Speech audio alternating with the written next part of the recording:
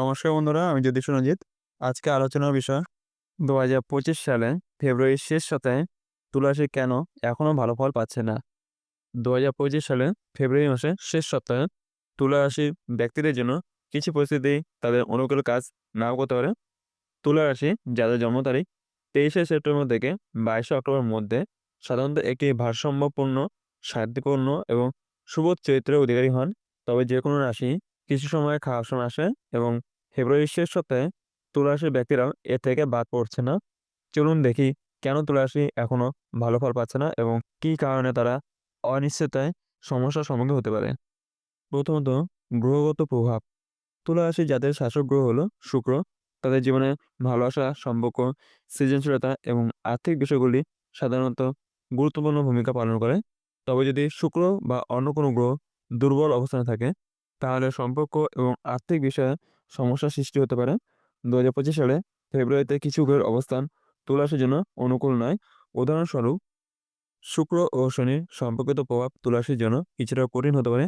যদি শুক্র দুর্বল অবস্থানে থাকে, তাহলে সম্পর্কের ক্ষেত্রে চাপ সৃষ্টি হতে পারে। আর শনি যখন অবশিষ্ট থাকে, তখন জীবনযাত্রার গতি ধীর হতে পারে এবং আর্থিক সমস্যার সৃষ্টি হতে পারে।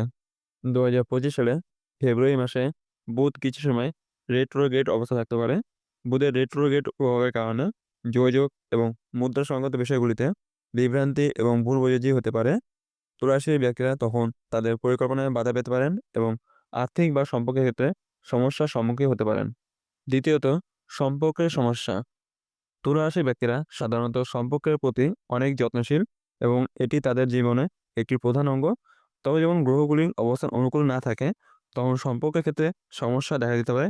বিশেষত ফেব্রুয়ারির শেষ সপ্তাহে ব্যক্তিগত জীবন ও সম্পর্কের মধ্যে কিছু অস্থিরতা থাকতে পারে।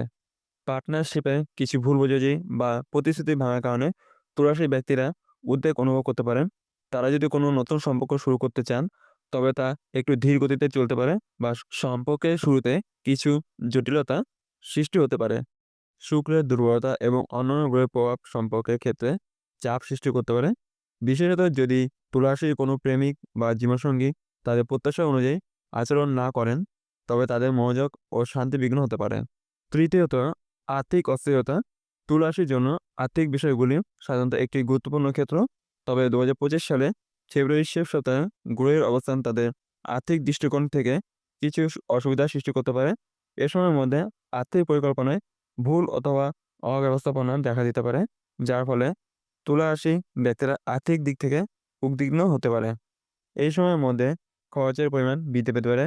তুলা রাশির ব্যক্তিরা হয়তো তাদের বাজারের বাইরে গিয়ে কিছু কিনতে বা ভ্রমণে যেতে পারেন, যা তাদের আর্থিক স্থিতি বিপর্যস্ত করতে পারে।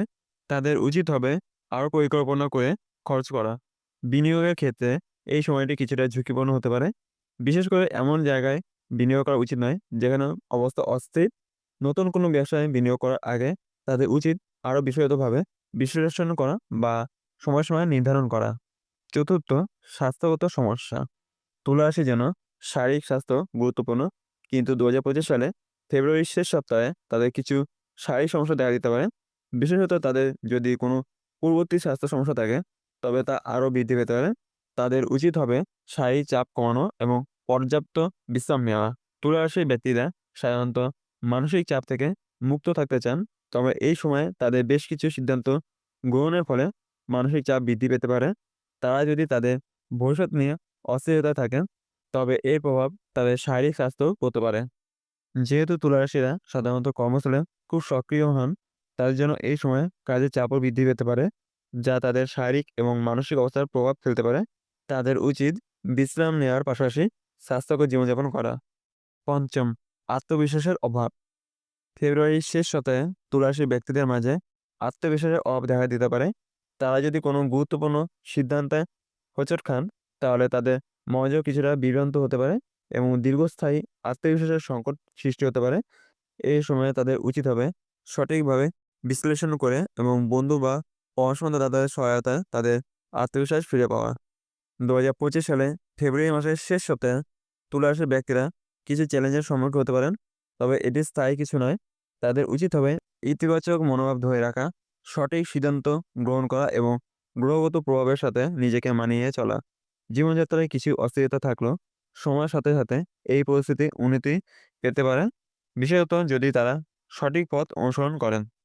সম্পূর্ণ ভিডিও দেখার জন্য আপনাদের অসংখ্য ধন্যবাদ। ভিডিওটি ভালো লাগলে লাইক, শেয়ার আর আপনাদের কোনো মন্তব্য থাকলে কমেন্টে জানাবেন এবং চ্যানেলটিকে সাবস্ক্রাইব করে বেল আইকন অন করে পাশে থাকবেন। আজকে আমার ভিডিও এখানে শেষ। দেখা হবে পরের ভিডিওতে।